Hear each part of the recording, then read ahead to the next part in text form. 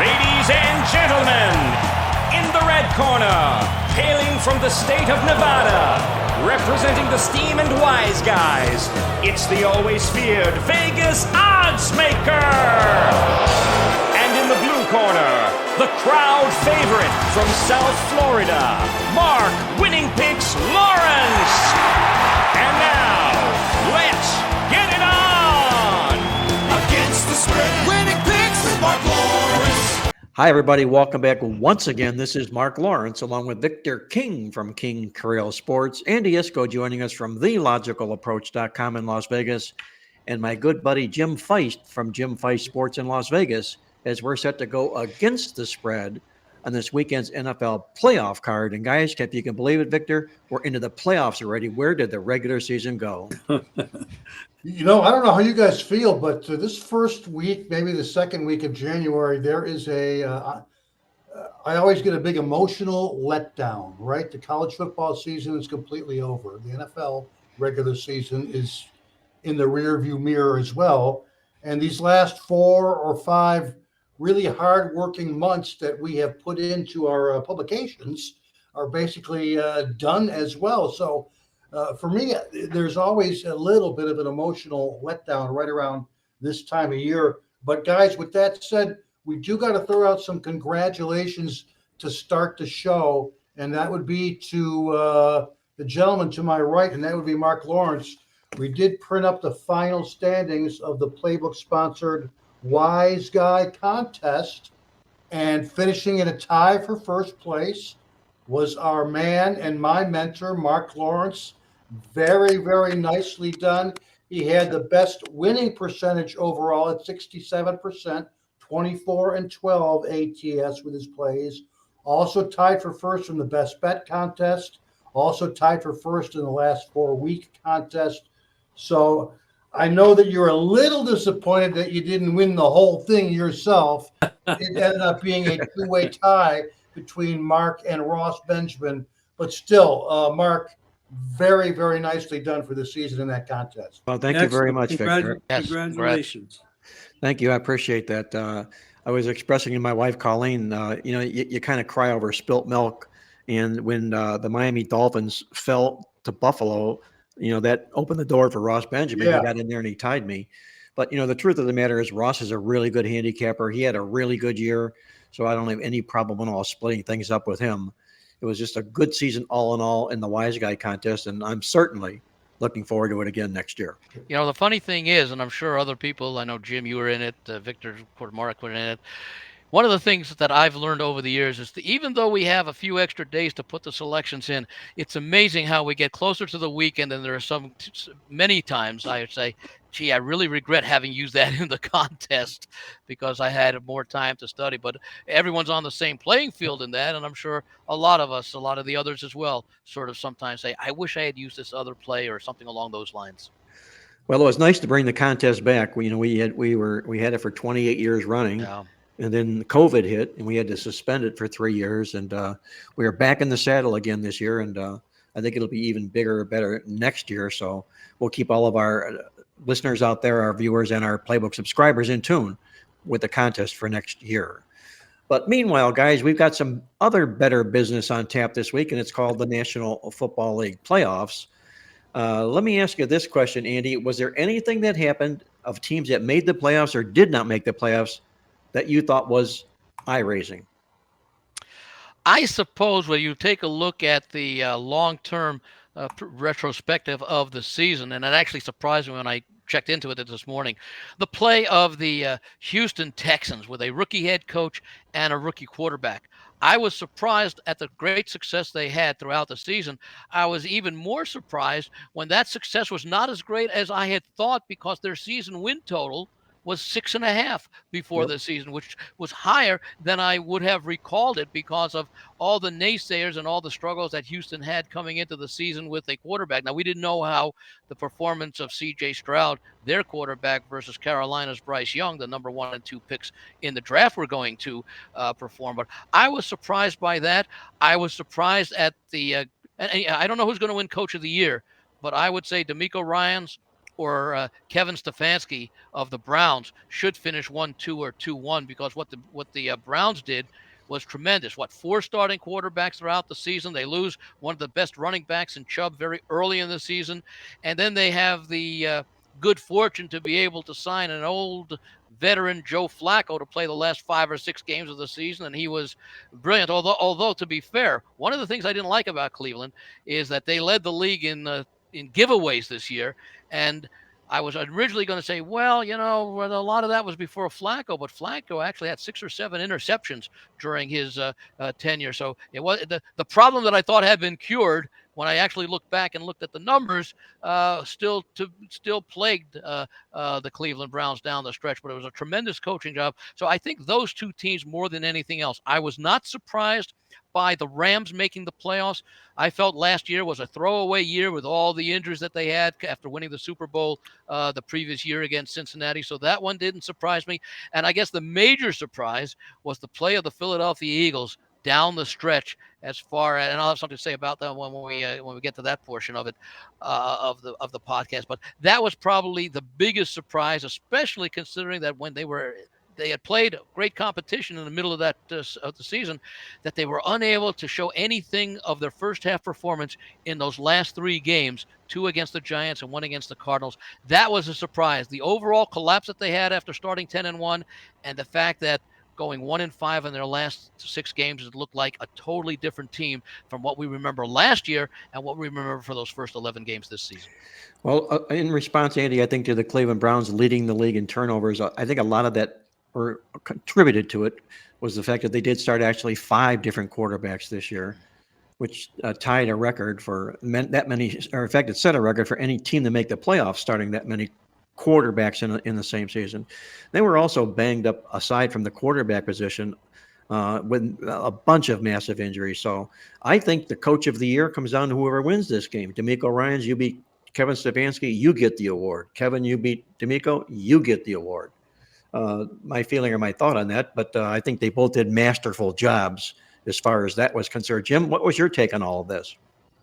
Well, there's a lot of guys on here that came from Cleveland, and I have, through my wife, they have a big family there. So I do follow them quite a bit, as I do all the other teams, but there's a little bit more emotion with regard to the Browns. It's amazing what they lost and where they are. And I want to know if Flacco's going to get a refund for buying the NFL package, because he bought it so he could watch the games. And now he's playing every week. But, they're throwing the ball like 70% of the time. So when you do that, and he's a gunslinger, he has a big arm. And I remember a little story they said about him. When he was a little boy, his father brought a football home when he was just a little guy. And he brought him a regular-sized football. And he handed it to him to throw it. And he threw it so far, the father looked at him and said, we might have something here. Because he can throw the damn thing like the whole football field. Of course, he's about 6'5" or 6", big guy. They've had a remarkable season, and the coach, you're right, both these coaches, it is going head-to-head, and probably the winner of the game will win the Coach of the Year. Do they vote for that before or after? You guys all do a lot of research on this. How do rookie quarterbacks do in playoff games? Not real well. We outlined it in the Playbook newsletter this week. You can go back, I believe it's since 2012. I think they're 34.9% overall to the spread. They don't do well, and you're going to combine that with the rookie coach and DeMeco Ryans. I think that gives Cleveland a huge edge in the football game. But you've got this revenge factor here for Houston, because Cleveland went in there and beat them earlier this football season, but they didn't beat them. They trounced them. And that, by the way, was week 16. Right. Now, there was no Stroud in that game. No. Yes. But it was relatively late in the season, as opposed to, for example, Tampa Bay having a revenge game against Philadelphia. They played in week 1 or week 2. Or 3. Yeah, but Cleveland led like 34-7 in that game at one point in the fourth quarter. And that 7 points Houston had came on a punt return. They did absolutely nothing offensively. But like you mentioned, Andy, there was no C.J. Stroud. So obviously the situation will be different this particular week. And I just wonder, Victor, what do you think? I wonder if, with the Cleveland Browns resting their starters last week, could that end up proving to be more of a rust factor for this team because they were really rolling along quite nicely?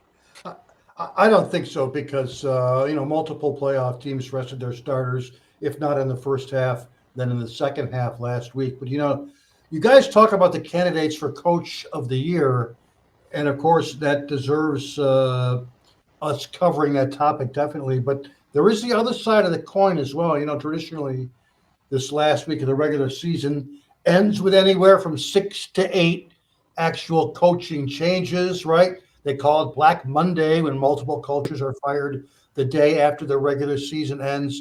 And lo and behold, there are currently 7 teams right now looking for a coach. You could probably throw an asterisk there in terms of New England as well. But the 7 teams now, the Titans, the Falcons, we got the Panthers, we got the Raiders, we got the Chargers, we got the Commanders. We just got the news today that the Seahawks will be looking for a new coach as well with their situation. And again, you can throw in the Patriots as well, who haven't decided whether they're going to look for a new coach or sign Belichick for another year. But obviously, there's a short list of hot coaches that a lot of NFL teams are pointing towards. But again, it is no surprise that once again, we've got 7 to 8 openings for teams looking for new coaches. Yeah, Black Monday took its time this year. Usually, the rollout is 3, 4, 5 coaches that get the pink slip, and it was slow to get out this year, but it's making it. As you mentioned, we do the podcast on Wednesday this week, and Pete Carroll was told his services were no longer needed. A little bit of a surprise. I think a bigger surprise was Mike Vrabel at Tennessee. Right. Yesterday.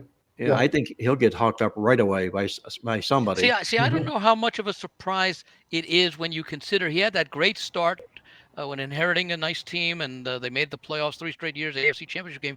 But go back to this team that lost their last 7 games in a row to end last season when they were at one point in line for the number 1 AFC seed, and they followed it up with another miserable season this year where they struggled in games that they shouldn't have struggled in. So Vrabel, I don't know if he wore out his welcome, but certainly his departure can be defended by taking a team that had been a strong playoff contender and really with guys like Derrick Henry there, Tannehill for a number of years, and of course the emergence of Will Levis this year. I could certainly understand the departure based upon what he had accomplished and what he had not accomplished the last 2 to 3 seasons. Hey, you're tuned in to Marc Lawrence Against the Spread, the nation's most popular sports handicapping talk show. We're talking about the upcoming NFL football playoffs. And with that, guys, let's set the table for our NFL game of the week. We've got a pretty good football game on tap for our game of the week. When the Miami Dolphins take on the Kansas City Chiefs, rather than in balmy Miami, they're up in freezing Kansas City. Victor, how do you think that'll affect the over-under total in this football game? I'm a little bit surprised by the way the line is going in the game. And if you're interested, we already have King Creole over-under selections on the website. 2 games for Saturday currently. We'll throw up the Sunday and Monday selections a little bit later in the week. And you can access those plays at pb.buzz/VK for our Saturday selections. Again, the game opened at 43.5. It's hit 44, which obviously is the number 1 key number in the NFL. And the last time I looked, it had crept up to 44.5. And sharp totals players know that half point, man, oh man, that's a key point. I mean, I just concluded our wrap-up of the NFL. And once again this season, the average points per game was at 43.8 points per game. So again, for the second year in a row, basically NFL games average just about 44.0. And again, we know that is a key number. We also know that in the 3 outdoor games scheduled for this weekend, there could be some nasty weather in 2 of those games in Buffalo and here in Kansas City. It does not look really, really good. Now, obviously, we're talking Wednesday. We've got another, 3 or 4 days before the game is actually played on Saturday night. But frigid, 10 degrees at kickoff.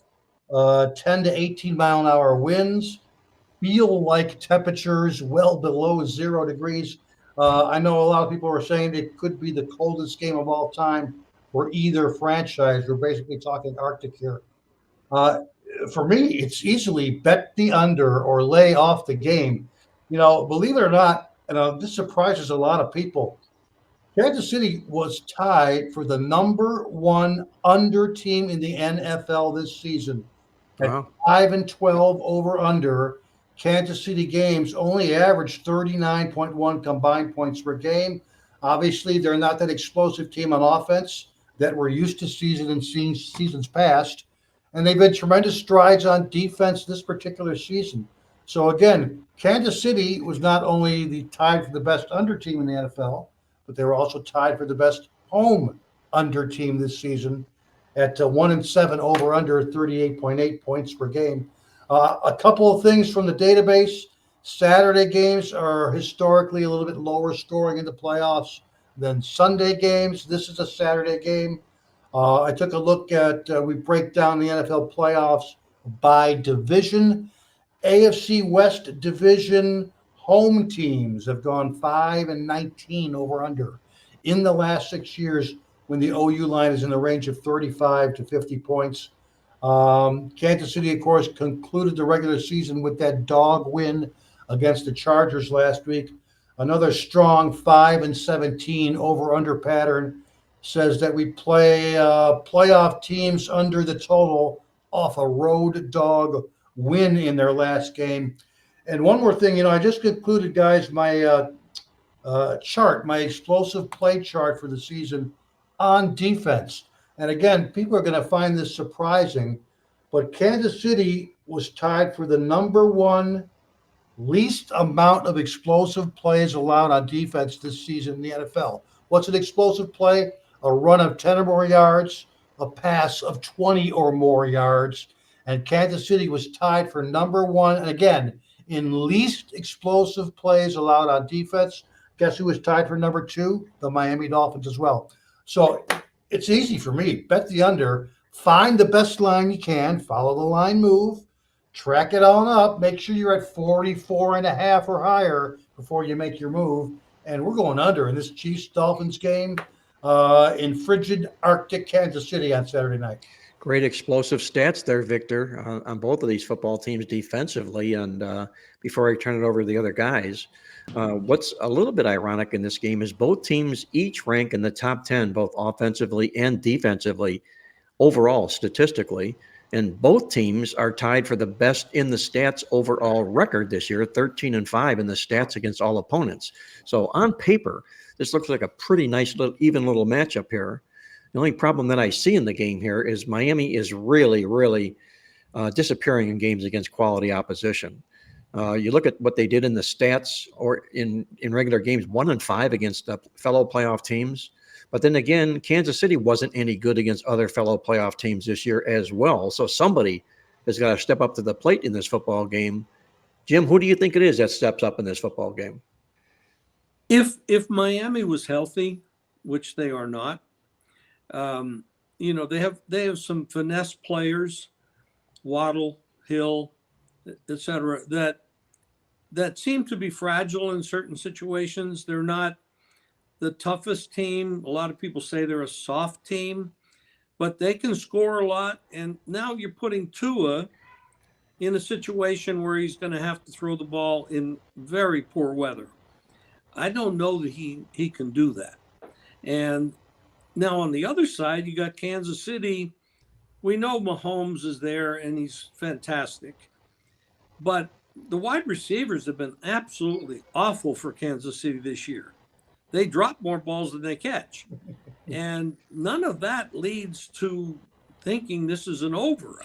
So I'm with Victor. I don't understand at all with the weather report and all the statistics that you both pointed out. Who the hell is betting this game over and why? Well, one other thing I can throw onto that, and this was really, really unnerving if you're a Miami Dolphins football fan. And nothing, I don't think that's surprising because as Miami fans, we saw this all season long. Mike McDaniel gets thoroughly outcoached in the second half of football games. He does not make any adjustments. What he did in the first half is the same game plan that he rolls out in the second half. We saw it in the Buffalo game last week when he got blanked in that football game. And if you look at Miami's record against other winning teams, or what will now be fellow playoff teams, only one time do they outscore opponent in the second half of the football game. So I think this falls as much on the coach as it does the players. And I know this football team is really racked with injuries. In fact, I had heard that there are 20 players that appeared on the injury report list yesterday for Miami. They signed 5 players that are not even playing. 3 of them will be dressing up in Miami Dolphin uniforms this week, I think, just to fill out the roster here. Andy, what toll do you think that takes on Miami in a game like this? Yeah, by the way, I think the list of 20 players ended there only because they ran out of paper. It's a team that is really suffering. And that's what part of what makes the handicap of the game difficult is we don't know the status of those key players. Mostert, the running back, Waddle, the receiver, and even Tua's banged up a little bit. And, of course, defensively, Chubb is out for the season, which hurts them as well, even though the defense has been great. In fact, Victor pointed to the numbers. The number one team in yards, defensive yards allowed this year was Cleveland at 270. The number 2 team allowed 290. That's Kansas City, which is really a surprise, and a lot. And they've been solid defensively really since the start of the season. It wasn't as if they suddenly woke up in Week 10 and said, "Hey, let's pick it up," because the offense isn't doing anything. And of course, I agree with the 3 of you. I look under in this game. These teams met back in November. They played in Germany. In that game, it was largely a pick'em game. Some places show either team a 1-point favorite, and it was played like a defensive game. The only thing that that is negative about that is that neither team attempted a field goal. All the scoring in that game were by touchdowns. However, one of the touchdowns was a fumble return. The score was 21-14 Kansas City. Both quarterbacks, when you take out the sack yardage, each net team's passing yardage was under 180, 174, 175 for the 2 teams. 3 for 12, 3 for 10 on third down conversions. You look at the fact that there were no interceptions in the game. Each team lost a fumble. And the total yards for the game, I mentioned the passing yards, 292 for Miami, 267 for Kansas City. And the more important thing that I want to point out, the total in that game, and maybe that's why we may see, hopefully, a little bit of the total rising in this game, giving more value. Victor, you mentioned 44. 45 also is a common number, 28-17, 31-14, things like that. 24-21, yeah. Exactly. 50.5 was the total in that game in Germany. That's come down a full 6.5 points from where it was to where it closed in Germany to where it opened and currently sits. So I'm in agreement with the 3 of you as far as the under goes. And again, I think you want to monitor that line to see if there's a movement from that half point. If it goes down to 44, you probably have to act quickly. If it goes up to 45 and the public likes to bet overs, they'll look at the 2 quarterbacks and the offensive numbers and not as much. They'll say, well, you got 2 of the best offenses in the league. They're going to have some success against the defense. Well, they did when they met the first time on a neutral field. So I look at that from that perspective. As far as the side goes, I'm inclined to prefer Kansas City. Mark, you mentioned one of the key elements, the coaching advantage that Andy Reid has against most coaches, but especially against coaches that don't make adjustments for the second half, because Kansas City is able to make adjustments in the second half. The health of Miami, you probably see this line go up once the status of those key Miami players is determined to be unlikely or out. The line probably goes down if one or more of those players is considered to play. Nonetheless, I prefer the Kansas City side right now. I want to see where the number goes before committing to it. But the one thing I am committed to, some people would say I should be committed elsewhere, but to the under. Everybody on the under, and I totally agree with that assessment as well. Well, we have to remember Kansas City is the defending champ. Yes, they Kansas are. don't go down easily, and the Mahomes and Reed have been there 4, 5, 6 years in a row, and they're not going to be easy to beat. Now, talking about totals, correct me if I'm wrong. I've never kicked a football in my life, but at that temperature, isn't the football pretty hard, and it doesn't go as far? I don't believe it goes as far. I don't know how hard it is, but it only makes sense. I mean, I'm not a master of physics or things like that, but it seems like these field goal kickers do have a tough time in cold weather. What I'm also surprised about here, Jim, and you guys, is with all these massive injuries that Miami's incurring here, and the fact that they got beaten up pretty good by Buffalo last week, the fact that they're going to Kansas City, where frozen fish never fare well. Why has not this line moved any at all? I mean, it's just sitting right there at 4. I think they're waiting for more clarification on those Miami injuries. You think so? Yeah, I think that they're not ruled out, and I think I keep seeing for those guys, they're all questionable. So as far as the football goes, I've heard some people say that kicking a football in those kind of temperatures is like kicking a rock as opposed to kicking a football when the physics of it, I guess the outside shell of the football hardens up or something. You talk about cold games. I remember a game I was at. It was the year after the Jets won the Super Bowl. They faced Kansas City, and that may have been the first year of wild card games, 1970. I think it was our 1969 season. And I think I remember the wind chill factor at Shea Stadium that year was like -6, and it never varied. Wow. Wow. Your hot coffee froze before you got back to your seat. There you go. Hey, before we're going to switch over to the roundtable and bring our producer Greg DePalma in here, but before we do that, Andy's going to we're going to review with Andy on the show here the finale of what happened in Vegas in these contests this year. And I know there's some big news about the Circa contest. Andy, any other thing you want to report on these contests on the podcast live this week? Yeah, what I thought I'd do is just briefly recap the final results of these contests. We've talked about 5 of them throughout the season. I believe there's a link somewhere that the folks can go to where we talked about our throughout the season, the contest tutorial, which allows you to access links that'll give you more information about the contests overall. So for those viewers and listeners who want that, that is available. We start each week with the Golden Nugget contest that combines college football and the NFL. 153 winners, 153 entries this year.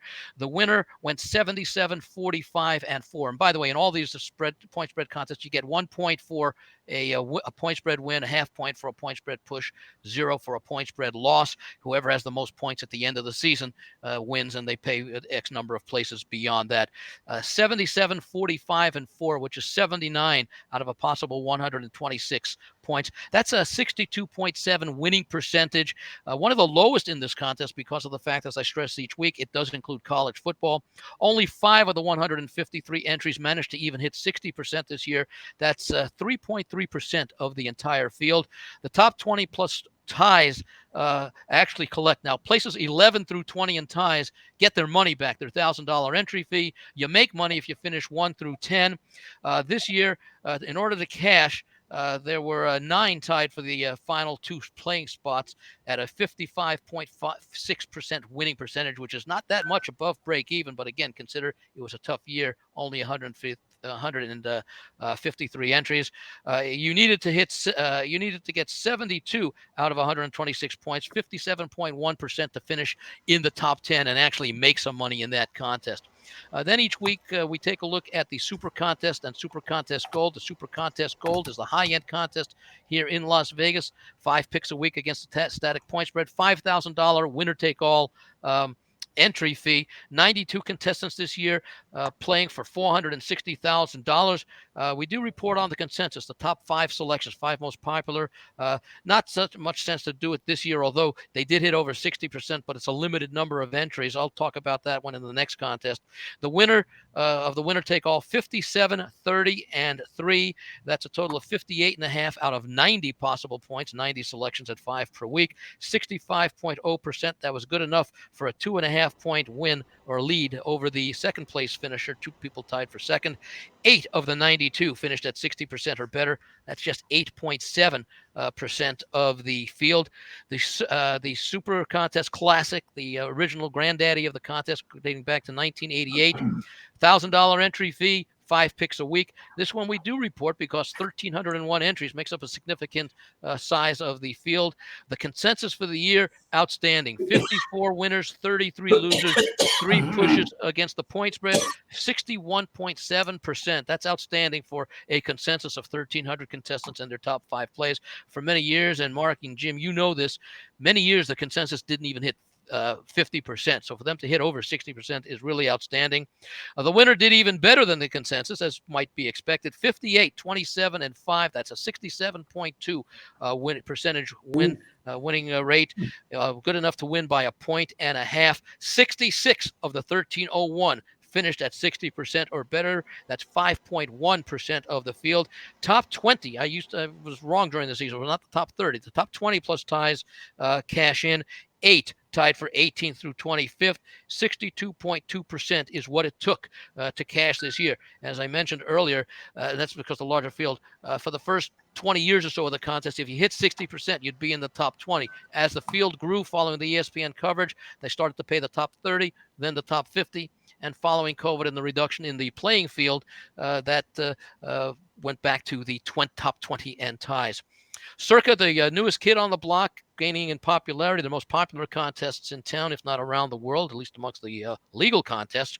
The Circa Million, based on the Westgate contest, 5 picks a week. There were 5,274 entries this year, so prize pool would be over $5,000, but Circa, as it's done for the first 4 years of this contest, or the previous 4 years, guaranteed a $6 million purse. So it was an overlay for a lot of folks who entered the contest on that basis. The consensus this year, the top 5 plays 51, 36, and 3.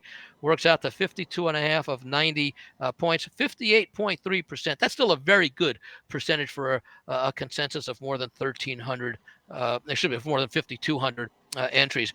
The winner this year, outstanding, 62, 27, and 1. That's 62.5 of 90 picks. That's 69.4%. Not a record in that contest, but still not a record for a contest like that. I think there was someone in the mid to high 70s who won the Westgate contest about 7 or 8 years ago.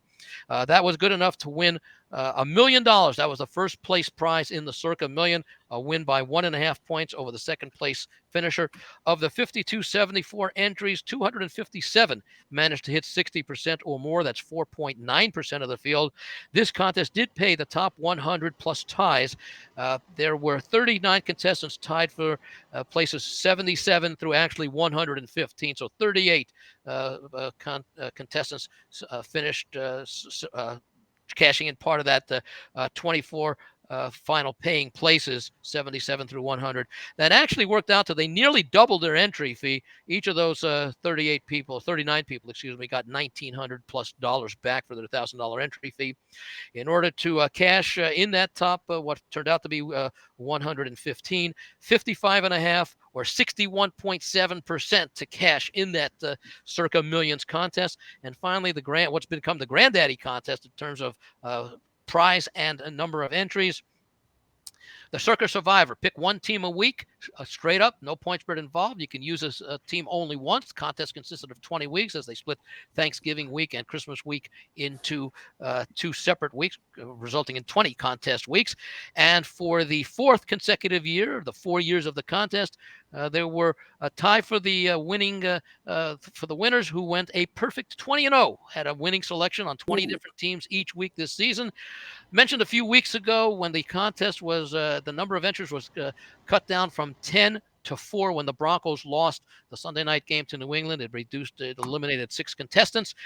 There was talk of a discussion of chopping the remaining prize pool, or the full prize pool, or at least a portion of it, something that had been rejected by one of the contestants when there were 13 alive. He happened to be eliminated, I believe, in that Denver game. So the 4 people who agreed to the chop after the contest was reduced to 4, they took out $2 million in 2 separate agreements, and they ended up playing for the 1.2 million, 2,670,000 that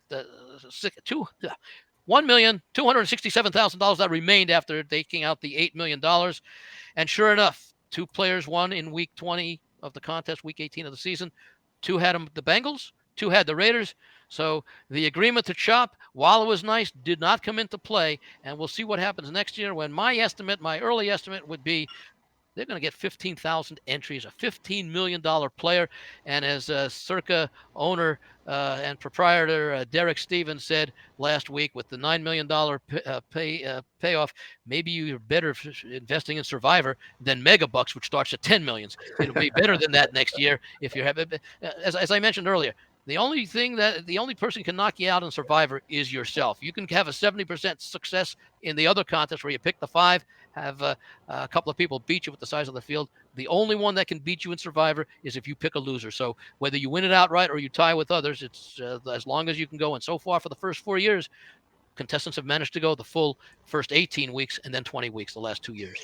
Well, Andy, I think when they chopped that up, the first thought that came to my mind, you have 4 people and they're going to chop it up, but there was you said an extra 1.2 million to the ultimate eventual winner. Is that correct? Well, I think they chopped up and each person became a millionaire. I think they went to 1.8 million after week 16 when there were 4 left. After everybody survived the following week, I think they decided with just 1 week to go, they would increase the takeout to from 1.8, if that number is correct, to 2 million. And that's my understanding. So that they were each going to be two millionaires, 2 millionaires or 2 millionaires, and they were going to play for 1.2 plus million. It turns out that as they all won, that 1.2 million was also chopped 4 ways. Well, it also helped pay for a little bit of the tax, I guess. Yeah, I think the circuit did okay because they also got some money from some of those folks who hedged. They, I think, offered lines of credit for those who wanted to hedge their bets by playing on the team against them. Obviously in week 20, they played 2 on the favored Bengals. They were 7-point favorites, so a nice money line if you played Cleveland. And the 2 who played on the Raiders, smaller money line. And of course, if they had both, if the Raiders or the Bengals had both, if one of those 2 had lost, 2 of them would have won their hedge bets and been eliminated from the 1.2 million they were playing for. If all 4 lost, they'd still have split the pot for the 2,316,750 is what they got, and they would have won their hedge. So I think that perhaps they may have been rooting for all 4 to lose because they'd win their hedge bets for those who hedged and still get the 2.3 million. Well, what a great year it was for the Circa this year, to say the least. And the popularity of the Survivor grows and grows. And like Andy says, we're going to see record-breaking numbers next year. We're going to do our roundtable here, but I know our friend Jim Feist has got a bug out on us here before we head into that. And Jim, I want to ask you, before you go, any final thoughts you have on the football NFL playoff card this week? Well, I'm excited for it. I've had a very good run the last month. As you know, my games are posted, and all my plays are at the site pb.buzz/JF. Now, I'm not surprised that anybody's there. It's been kind of a marginal season with a lot of backup quarterbacks, and Flacco is one of them. And then we have a rookie that's there, which these are unusual situations. Then you have the Tua and the defending champion. That's interesting. And then you have up in Pittsburgh, you got Tomlin taking his team up to Pittsburgh to play in Buffalo in the weather. You got the Rams with Stafford going back to a place where he played 12 years with the Detroit Lions, with the quarterback that was traded actually for him, although the Lions got a lot of other players as well. Unfortunately, Detroit played a lot of their starters last week and lost, I think, Laporta, I think his name is. Yes, they did. Yep, the tight end. I'm not in favor of coaches that do that. I think it's a rather dumb move when you do something like that, because people do get hurt, especially after you played 17 games and practiced a lot. Didn't that really come into prominence when Warren Moon went down for the Oilers in the final game of a meaningless game? They'd already been in the playoffs, if I remember, about 30 years ago. It's a long way back, but I think you're right. Andy, you usually are right when your memory is 100% most of the time. Like a trap door. I'm right. The coaching, I'm surprised that Pete Carroll was let go. I'm not too surprised about Vrabel because I think there was some internal issues there. but there was probably internal issues in Seattle as well. We have these coaches that are in their deep 60s or 70s, like Belichick, and the game does pass you by. It changes. And we had the controversy at the beginning of the year where running backs weren't valuable. They didn't want to pay them. But believe me, the running back is valuable, as is the offensive line. We've got new thinking in the NFL, and I think it needs to change. It's still a game of a good offensive line, good running backs, and a solid quarterback with good, solid coaching. I mean, the game, you can change all the rules you want. They still have to play football. And we have some good teams in there right now. Of course, the favorites are the Ravens and the Niners, which could easily be a rematch of what happened a couple of weeks ago. And everybody talks about, oh, the Ravens smashed them.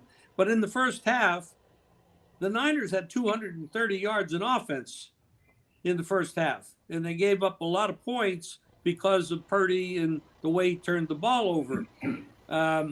We can't forget that, because the game was played differently in the second half where they really just gave up. But I'm very excited about it. I've been doing well. And like I said, pb.buzz/JF, all my picks will be there.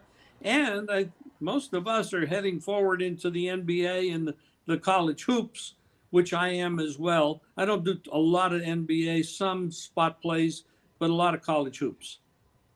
That's Jim Feist from Las Vegas, one of the sharps in Las Vegas. You can check him out online at pb.buzz/JF. Jim, I'm going to wish you nothing but the best of luck this week. We'll look forward to catching up with you next week when we move into the divisional round of the NFL football players. And do me a favor, if you would, tell Roz I said hello. Okay. And say the same thing to Colleen. And thanks, guys. I really appreciate it. It's been a lot of fun. And good luck this week. Thank you much, Jim. Thanks, Jim. Good luck. Bye-bye. That was Jim Feist joining us from Las Vegas. And with that, I mentioned we're going to move over to our roundtable. But before we do that, Andy shared with me this week, and we put it in the Playbook newsletter. He wrote an outstanding article about the NFL football playoffs, and we borrowed it from him. And I want to talk a little bit about what that article was. And it was concerning bye weeks in the National Football League playoffs. And Andy, I'm going to give you the floor here and let you run with this, because there's a lot of interesting stats and facts that you laid out. You know, by the way, before we get to that, Mark, I did want to comment about a little bit of what Jim said as far as coaches go. And we have a situation here in Las Vegas where the Raiders will be looking to hire a permanent coach. Antonio Pierce certainly played well enough to almost make it like a no-brainer decision to hire. And there's talk about maybe they don't want to go that route. They want to go for an established coach, maybe a Jim Harbaugh, maybe a Bill Belichick, who may very well come available. The concern I have, Jim mentioned that the game passes these coaches by as they get into their 60s and 70s. And there's a lot of truth to that, especially the successful coaches who last that long. They tend to go with what has always worked for them. And so they're more reluctant to change. But I think also a lot of it has to do with, as you get older, you slow down. You don't work as many hours. You're not able to focus as much as you were. I would think that the Raiders, as great of a coach as Belichick has been, although he has struggled in the last few years since number 12 left, but I would think you would want to go young with a guy on the rise, with a guy like Antonio Pierce, who still has plenty of energy and probably a good 10, 15 years of that energy remaining. Jim Harbaugh is probably somewhere in the middle. I think he would be a decent hire, but I think you have to, and Pete Carroll, he's 71, 72 as well, that although he's very energetic for someone of let's say our age, that you want to turn it over to someone who has shown the ability when given the opportunity that Pierce has, and is young enough to still be able to make that energetic commitment and also relate a lot more to the players that he's coaching than a coach who may be related to players who have been out of the league for 20 years. So I just wanted to offer that as a thought, as far as anyone here who with ties to the Raiders might be considering as well. Victor, before we do that, Andy, Victor, what's your thoughts on that situation with the Raiders as far as the hiring goes? Antonio Pierce, or should they look elsewhere? No, I agree. It is time for a younger guy in terms of that organization. So I would definitely stick with Pierce. So I'm in total agreement with Andy on it. It just makes so much sense. It does, yes. Okay, Andy, I'm sorry. No, I was going to say that with the bye weeks, we all wonder how important the bye week is in the playoffs. And of course, when the playoffs were modified in 1990, expanding the field from 10 to 12 teams, the top two seeds in each conference got bye weeks, and the other the other 6 teams, I guess it was. Well, that'd be 8 teams from 12 to 10. So, yeah, the other 8 teams that did not get buys, the two other division winners and the 2 wild cards from each conference would play that wild card weekend. So, in those 30 years in the Super Bowl between 1990 and the prior to the 2020 season, all 30 Super Bowls played prior to that 2020 modification when they increased it by another 2 teams to 14 and eliminated the number 2 seed having a bye. At least one team has had a bye in the Super Bowl that had a bye for that wild card weekend. In other words, at least one and sometimes both Super Bowl teams at least was a number 1 seed or a number 2 seed, and in a number of those Super Bowls, they were both 1s and 2s that faced off against each other. In 2020, the playoffs were expanded from 12 to 14 teams, and I'm trying to remember exactly. Mark, you may have it more in front of you than I did, as far as the fact. I think, if I recall correctly, it's now happened once where I want to say it was the year.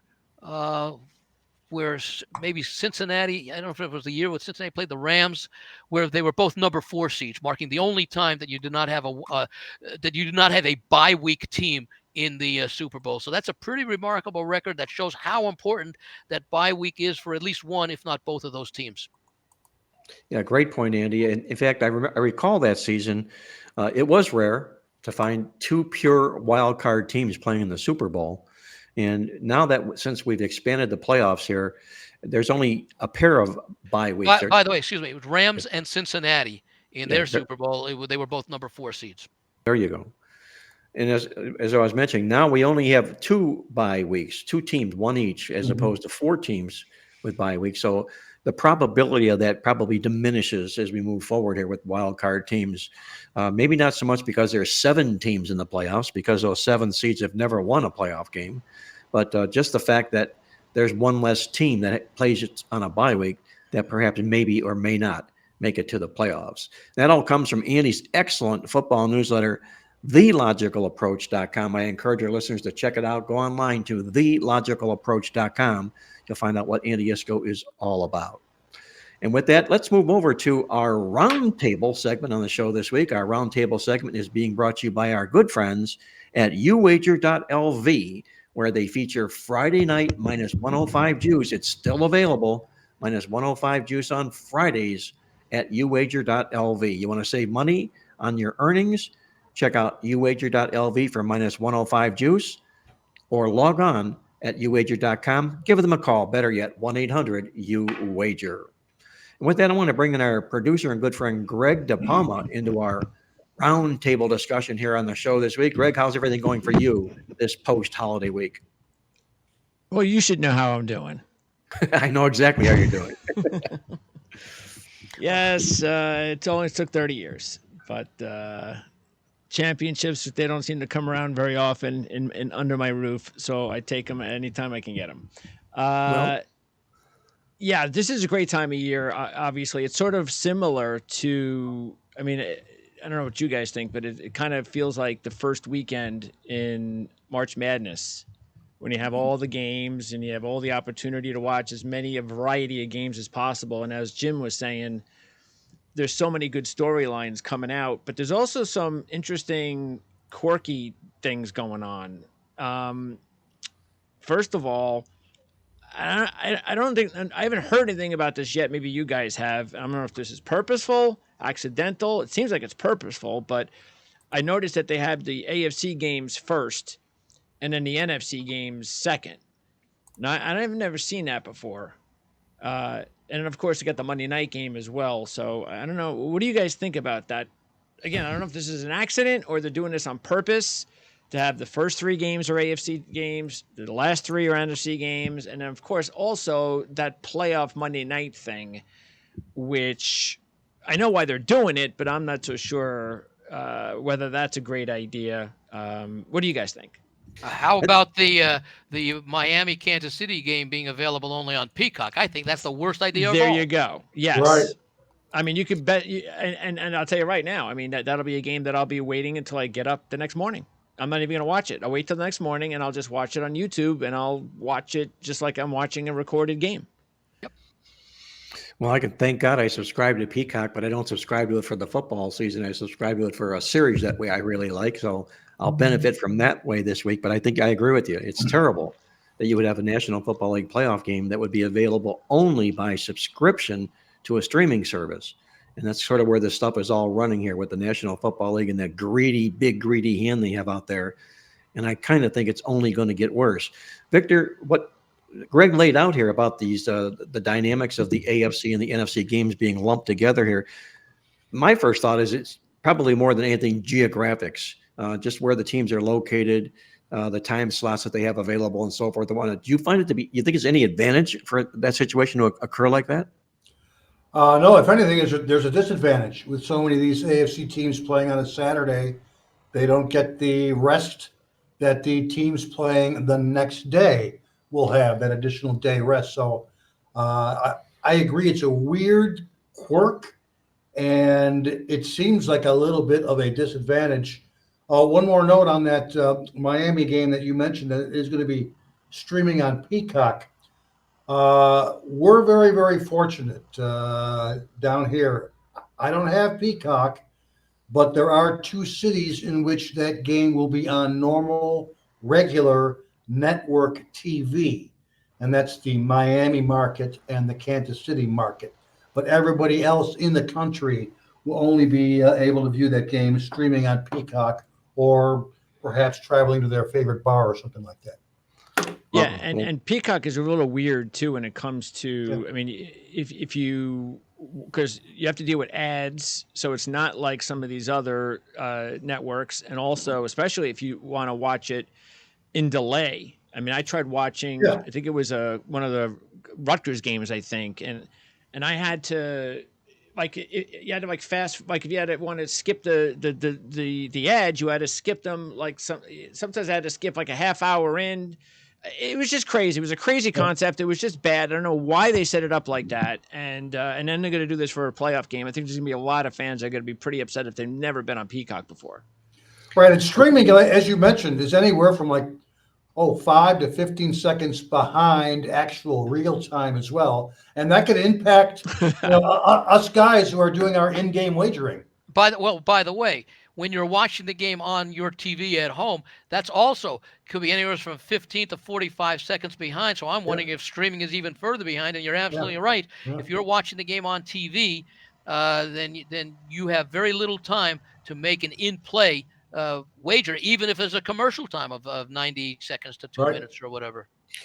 Yeah, I'll go from my family room on my TV, from direct TV, and I'll go into my office and put on a streaming, and I'll see a replay. It's not a replay, it's live. It's live on one network, and it just played on another network. So, I think they need to pick that up a little bit. I think it's a disservice, to us in our profession. Even in sports books, where I'll watch some games, you will see on two different TVs a 5 to 10 second gap between where the feed is coming from TVA and where it's coming from TVB, which is annoying. And, a lot of people aren't aware of that. And so when I start telling them, hey, it's going to be about a 20-yard run, I'm looking at the one that has the earliest feed. And they have people say, how did you know that? And eventually I tell them the answer so they can play that game with their friends. As far as the scheduling goes, I don't know if it's deliberate or not, largely because in the AFC, you have the two AFC games on Saturday, and then you have the lone AFC game on Sunday, followed by the two NFC games, and then the NFC game Monday night. I was thinking initially that maybe it had to do with the fact that in this year's 17-game schedule, the AFC team was the team to host the NFC team, making 9 home games for the AFC and 8 for the NFC. But even that wouldn't make sense because you'd have a couple of these teams or a couple of these games where even in the AFC, the 4 teams that play on Saturday will have an extra day of rest over the 2 teams that play on on Sunday. So maybe it had. I wouldn't think it would have to do with stadium availability, because a lot of these stadiums are booked for the pro football possibilities for the playoffs months, if not a couple of years in advance, so that it wouldn't be competing with, for example, a concert or something that would be going on. So I'd be interested to hear if there's any reason other than maybe TV equipment needing extra time to get from one location to another. But I did notice that same thing, Greg, that it seemed very, very odd. And I would like to think it's coincidental more than deliberate. From a scheduling aspect, guys, I thought it was a little bit unjust for the National Football League to put the Miami Dolphins on a Saturday game when they played Sunday night the week before. Maybe you might find that during the course of the regular season, but not in the playoffs. There's no need to give an opponent an unjust rest advantage in a football game like that. So, well, especially when they had 3 days to choose from between. Now, the only thought would be, but again, you may not always know it until the final day is played, is where some of those home games are going to be played, because there could be any of the seats could be determined, especially those of the the one would have to also be part of it, 2, 3, and 4, who are going to host those games. That may not be known until the final. For example, if the Eagles had beaten the Giants and the Cowboys had lost their game at Washington, all of a sudden Philadelphia, instead of going to Tampa Bay, is hosting a game as the number 2 seed, and Dallas would be on the road there. So it's really somewhat surprising that they did make Miami, who played the last game on Sunday, the isolated game, although it is only a few hours of a disadvantage, it's still a disadvantage. I remember for a number of years, the regular season did include a final Monday night game, which was really a disadvantage if those two teams were scheduled to play in a wild card round. Of course, even back then, you didn't have the ability to flex like you've had the last few years for the NFL. Right. I wonder whether or not this is a message, maybe, to coaches in the future. Not that Miami and Buffalo didn't seem like they were playing hard, but almost, see, this is what happens when you don't win your division. So next time you go out there and play a division game, even though both teams are in the postseason, you better win your division, or else you're going to get screwed with the schedule. Well, Miami knows that better than anybody in this year's playoffs, for sure. Yeah, and really, honestly, I know to me, I think it's surreal in a way where we're talking about this weather game, but it's like, yeah, okay, it's gonna be real cold and all that, but until we actually turn the game on, I think it's gonna hit us where it's like, I mean, these guys are actually playing, and it's like minus 20 out. I mean, it's gonna be actually insane. Guys, I normally don't make a bet on Mother Nature, but in fact, I had no action in that Saturday game between the Steelers and Bengals, that final regular season game last week. But I tell you what, I turned that game on, like you said, and saw that horizontal rain and wind in Pittsburgh. And 7 minutes into the game, I finally had enough. I said, you know what, honey? I'm going to, for one of the first times in my life, bet on Mother Nature and play this game under 31 points, which was the at that point, in-game over-under at the time. After, of course, I went to my weather.com app and saw that it would be raining nonstop in Cincinnati all afternoon long. And for one of the first times ever, I actually just bet on Mother Nature. And of course, I think they finished at 27 points, so it did go under the total. But there you go, making a bet on Mother Nature. But again, like Greg said, not till you actually see it in person or on television. Well, I was going to say, another thing to think about that game, Baltimore doesn't have to worry because they've got a bye. But I wonder if playing in those conditions, being on that field for 3 to 4 hours, if you might get some guys coming down with a severe cold or the flu from Pittsburgh that we might hear about later in the week. Well, something interesting that I found as far as weather is concerned, and I'm sure, Victor, you'll look into this when the game plays, but in Buffalo this weekend, they're expecting 25 mile an hour sustained winds with gusts of 50 miles an hour. Yep. And 22 It'll be just as bad. My goodness, 5 degrees of feels like temperature in that game. My goodness. Now that's got to be an advantage, you would definitely believe, with Pittsburgh, because Josh Allen, they want to throw the ball. I know they've been running the ball a little bit better, but anytime, we always talk about this, anytime weather comes into play, it helps the dog. It helps the inferior team. They want the conditions to be different because they're not better. They're not more talented. And that's exactly what Pittsburgh's hoping for, and they're going to get it. So I got to ask you guys. Go ahead. Especially with a 10-point spread. Yes. Buffalo will be happy just to win the game. Yes. And then as far as I want to ask you guys, before I go, which game would you want to see the most? If you could only pick one game to watch, which would it be? And if there was one game that you had to pass on, which one would it be? Well, I think a must-see game, looking at the card this weekend, and remember, we're talking wild card, so, we don't have an overwhelming card here. But I'm going to be a little bit most curious to see what happens in this Kansas City-Miami game. I know there's a lot of reasons people are going to shoot holes at Miami, and justifiably so. But you have to also remember, this is not a vintage Kansas City football team here either. So I'll be curious to see whether or not Miami can take advantage of something like that. And the game that, if it weren't on Monday night, the game I would at least want to watch would be Philadelphia and Tampa Bay. I would agree with that one. Philadelphia, Tampa Bay, there are probably going to be better things to watch on Monday night. But you got to love some of these plot lines in this Rams-Lions game. That's my game of the weekend, man. Yep. I was going to pick that one as well, with Goff against Stafford, each going against their prior teams. The Cleveland-Houston game, I think, is also another one that has great possibilities. We talked about the Coach of the Year situation. We've talked about what Cleveland has overcome with all the injuries that they've had throughout the season to be here. We've talked about Houston with what they've done with a rookie head coach and a rookie quarterback, a team that was not expected to even challenge for a wild card based upon their 6.5 season win totals. Certainly exceeded that. That's a very intriguing game on many levels and could be a nicely competitive game. And of course, I'll be interested also in that Miami-Kansas City game to see if our love of the under materializes as we expect. The thing you have to hope for in that game: no fumble returns, interception returns, or special team touchdowns. Well, one thing I also came across, guys, and we laid this out in the newsletter this week, is how giddy everybody is in the Motor City about that football game. It's the first time that they've had a playoff game in Ford Field. The last time they had one, it was only a hole. There wasn't even a hole there at Ford Field. It's been so long since they hosted a playoff game like this. And they're saying that the ticket prices are like through the roof. $16,000 for a real high-end prime ticket for that game. The get-in price is $527 for a ticket there. They're really pumped up, obviously, in Detroit.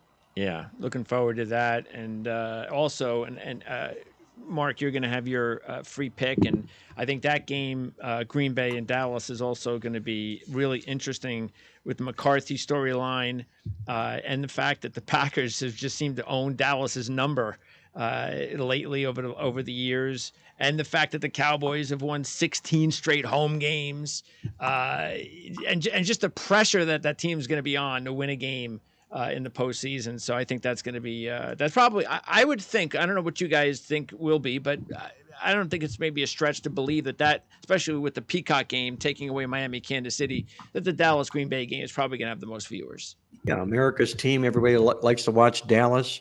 All the interest, like you said, good point with McCarthy there. You got Green Bay playing their best football this season. Dallas erratic as all get out. I think it's going to be an interesting game. I'm going to have a little bit more to say about that before we close out the show. Yeah, of course, the interesting thing with the Dallas, Green Bay's domination, a lot of that had to do with quarterbacks named Favre and Rodgers. Yes, so this will be interesting going with he's not really a rookie quarterback technically, Jordan Love, but it's his first full season as a starter. And then on the other hand, you look at Dallas and what they've done over the latter part of the season. They were perfect at home, 8-0, but if you remember, they played a lot of soft teams at home this year. I mean, maybe the one quality team they beat, they had to hold on for that one, was their 28-23 November win over Philadelphia. But remember the other games that they played late in the season. They struggled, had to come from behind to beat Seattle.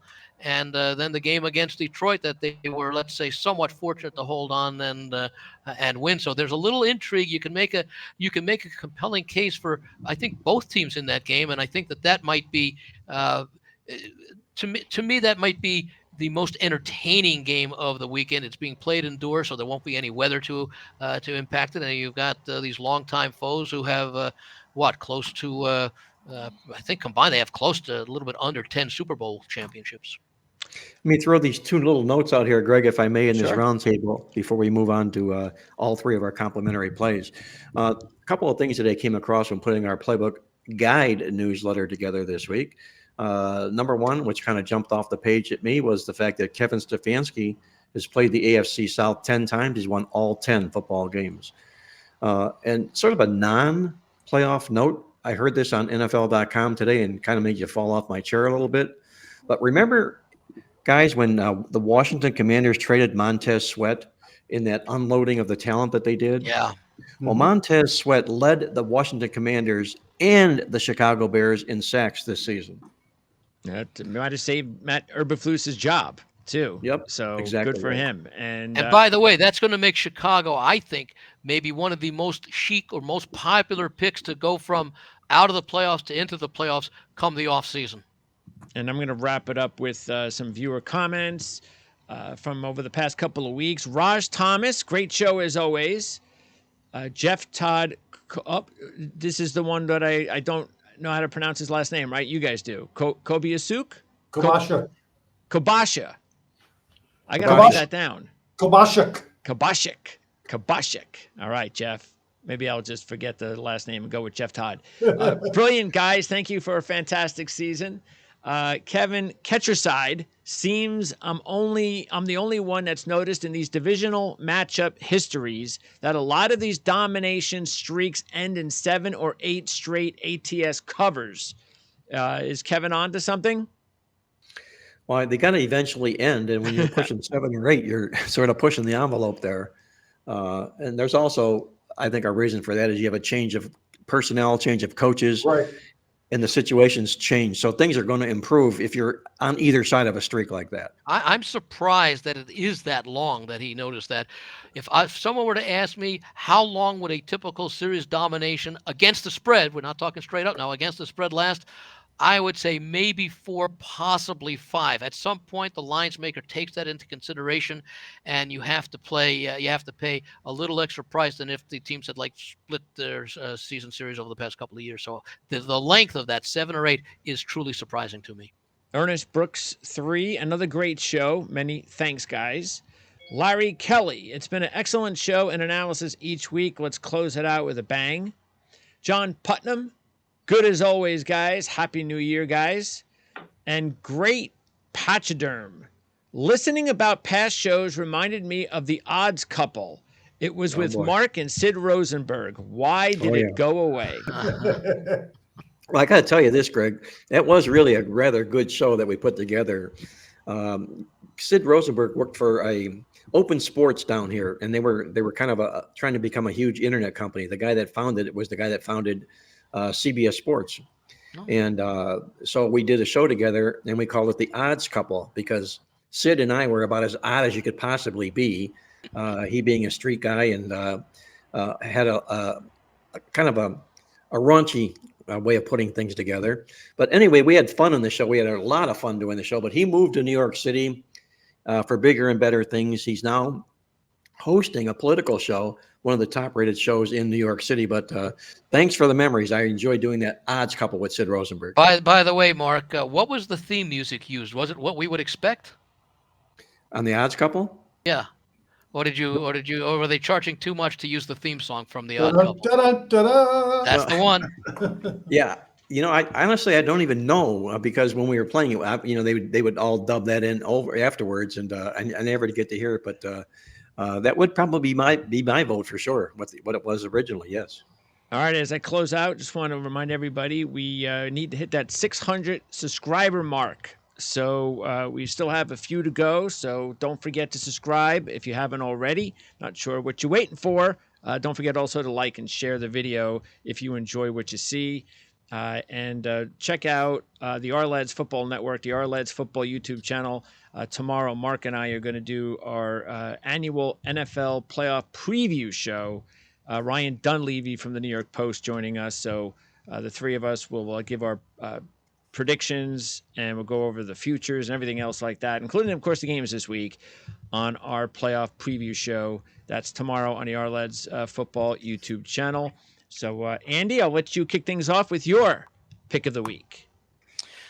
All right, I'm going to go with that ugly Monday night game between Tampa Bay and Philadelphia. The Eagles about a 2.5 to 3 point road favorite. It's a challenging handicap because you have to question which is more important, current momentum or season long form. If you go with season long form, then you can go with Philadelphia. But if you go with current momentum, you're playing a little bit on Tampa Bay, but a lot against the Philadelphia Eagles. And I'm just going to give a couple of facts here. We all know that Philadelphia got off to that 10-1 start. They then finished 1-5 down the stretch. Now, part of that stretch in the middle, they were playing back-to-back teams against what was it? I think 4 straight playoff games teams. Or maybe it was 5 straight. Yeah, 5 straight playoff teams. Dallas twice. I think Kansas City, Philadelphia, and I'm trying to remember who the other one was that they played in Buffalo. And then they played a little bit of a softie in Seattle, which turned out to be a loss. And then they lost the season by playing the Giants twice and the Arizona Cardinals, losing all 3, including that Arizona game at home, a team that finished 4-13. The Giants were 6-11. In going down the stretch after that 10-1 start, Philadelphia was 1-5 straight up, 0-6 against the spread. They were outscored by 59 points in that stretch, 182 to 123. Compare that to Tampa Bay. They did have that nice upset. I think they had a 3-1 start, that nice win against Minnesota that everybody in the world seemed to have pegged over the summer that they were going to take the points with Tampa Bay in that one. They ended up finishing the season 9-8, but they finished 5-1 straight up, 4-2 against the spread. They were plus 38 in those last 6 games, 136 to 98. Now, it was a very weak schedule that Tampa Bay played down the stretch, but they were also in a division where they had 2 teams that they were challenging for the division title, and also likely, and as it turned out in reality, the only team to make the playoff would be the division winner, with Atlanta and New Orleans also involved in a race with Tampa Bay. I don't like the numbers that the Eagles had down the stretch. There's in particular, I just sort of alluded to it, the fact that in playing those last 3 games of the season, after losing those games that they had beaten, I think it was Buffalo, and then they started the losing streak. I think they played Dallas and Buffalo. They won those games, and then they lost the next 3 games. I think San Francisco was in there as well. But nonetheless, or maybe I think they won at Kansas City, come to think of it. But the San Francisco was the loss that really started that. They would have wanted to regain some sense of form early of their early season. And okay, yeah, you lose those games to those playoff teams and the 9-8 Seattle team, but then you're playing 2 of the weakest teams, one of a division rival twice. You would have thought that at least in one of those 3 games that they would show some of the form that they had. I think that San Francisco loss really took a lot of the confidence, and they never really recovered from that. So I'm going to be on Tampa Bay. I'm going to take the 3. I won't be surprised by the upset. I know a lot of people are taking a look and saying, gee, Philadelphia is a better team. Tampa Bay was only 9-8, and yet we have to lay 2.5 or only 3. It's got to be an easy winner. I'm not so sure about that. Philadelphia is the better team, but they're not playing like the better team right now, and that is so important. In fact, one of the things I look at is how does the team on the better streak entering the playoffs, entering the wild card round do? And in looking at the wild card games that were played since 2002, there have been 84 of them. 90 of them now after last year's 6 I added in there. Now, sometimes the streak were the same. They had either lost 1 in a row or 3 in a row or won 4 straight and the other team also won 4 straight. So in the games where they were coming in on different streaks, and there's only a difference here between one. The Eagles lost their last 2. Tampa Bay won its last game after losing the week before when they could have clinched the division title in New Orleans. The team on the better streak, meaning more wins than the other team finishing the regular season, or one team winning at the end and the other team losing at the end. Those teams with the better, I'll call it better momentum, have done extremely well since 2002, the 21 seasons since they revised the conference alignment. 49, 30, and 1. That's 62% against the spread. So it's not a great record by looking just at the winning streak of these 2 teams, 2 losses versus 1 win. But when you take a look at the other factors, the 1-5 for the Eagles, the 5-1 for Tampa Bay, I think you can support the fact that momentum does have a big impact, despite the fact that for most of the season, Philadelphia was by far the better team. Andy, I like your play there, and what it reminds me of is what I call the old tape job. You put tape over the names of the teams and look at the statistics, and then you look at the line and figure out what it would have been. Especially if you chop the season in half and look at the second half of these numbers here, you'd swear Tampa Bay would be a 6-point favorite in this football game. I The think other the only, side, again, the only concern is the quality of competition yeah, on I these two understand, sides. right, for sure. But Right. whereas Tampa Bay played a relatively easy schedule the entire way, Philadelphia played a very easy schedule at the time when they needed to play a very easy schedule the last 3 games. And the fact is, Philadelphia didn't handle their schedule in the second half of the season. And I think the biggest factor in the game is the telltale sign to me is Philadelphia had a lot riding on that football game against the New York Giants last week, and they didn't even show up for the game. It cost them the NFC East division. They could have secured that division 2 times in a row for the first time in 19 or 20 years. All right. But they just flat out didn't show up. There's something not right. In And the they had city of 2 or 3, Philadelphia. and they had 2 chances the previous 2 weeks to lock up the division. Yes, they did. Yes. Good call. I like that Yeah. call. Yeah. Let me share with our listeners out there real quick before I get to Victor's free play and my free play, our awesome angle of the week, if I may, on the show this week. I call it Double Trouble. And what we look to do is to play against any 500 or better NFL double-digit playoff dog in the wild card round. It's just simple. Double-digit dog, wild card round. You have a 500 or better record. You play against these guys. You do it because these guys are 1-10 against the spread since 1990. Lost all 11 games straight up. That would be a play against the Pittsburgh Steelers, by the way. And with that, I'm going to turn it over to Victor King from King Creole Sports for Victor's complimentary play on the show this week. Right, guys, and don't forget all of our over-under selections available at the playbooksports.com website. Our website shortcut is pb.buzz/VK for Victor King. And, guys, for our free play, one of the things I've been enjoying my new Hard Rock Casino app on my telephone and betting on sports that way, including a lot of the props out there. And our free play this week is going to be an individual prop play. But we're going to go to the very first game on the schedule, that Browns-Houston game in the afternoon. And we're going to take a look at one of the Browns' wide receivers. And I'm talking about Elijah Moore. This is the guy that they acquired for the New York Jets in the offseason, who's had a very good season for the Browns, particularly in the second half. And he's also one of Joe Flacco's favorite weapons right now. And his receiving yards total opened at 30 yards a couple of days ago, and I immediately slammed the over on that. It's up to about 35 right now. There's even some 36s, and that's for Elijah Moore receiving yards. We are going over the total in this particular one. I mean, on the season, he's averaged 40.0 yards, much, much better in the second half. Also, his splits are very, very revealing. He's averaging 9.0 yards per catch in his home games this season, but a full 13.5 yards per catch when playing on the road. And it's no surprise, of course, that the Browns have gone over the total in every single road game this season. But check out Elijah Moore's numbers just in the last 2 months. Against the Jets, 6 catches, 61 yards. Against the Jaguars, 6 for 42. Against the Rams, 12 catches for 83 yards. Against Denver, 9 for 44. Against Pittsburgh, 7 for 60. And finally, against Baltimore, 7 for 44. He's actually lit up the receiving room for the Browns as of late.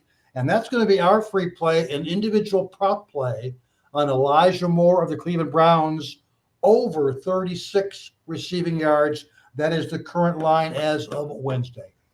Victor hitting the player props with an overcall on Elijah Moore for the Cleveland Browns in their playoff game. By the way, Mark, I don't mean to interrupt, but I want to mention, talk about Cleveland, you talk about the passing game. If you break down the seasons into 4 quarters, passing yards for Cleveland, games 1 through 4, 172 yards. Games 5 through 8, 196. 190 in 9 through 12, and 13 through 17 with Mr. Flacco in there, 292 yards per game. Wow. A dramatic difference there. I think Victor's onto something really nice there with Elijah Moore. Mm-hmm.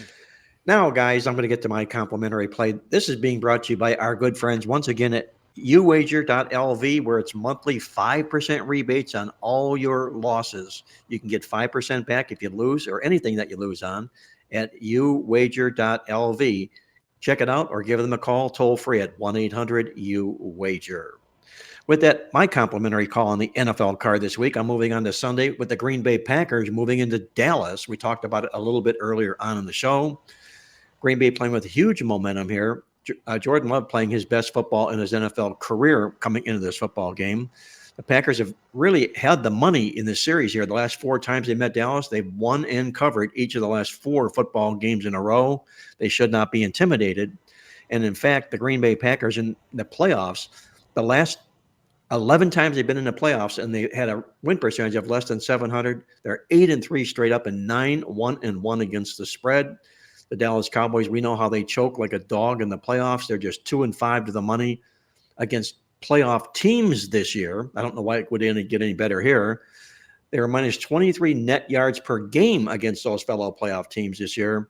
And in the playoffs themselves, go back to 1997, the Dallas Cowboys 4-12 straight up and against the spread. I think it's 7.5 points. The Green Bay Packers are a live dog in this football game. And that's going to put the final wraps in this edition of Marc Lawrence Against the Spread.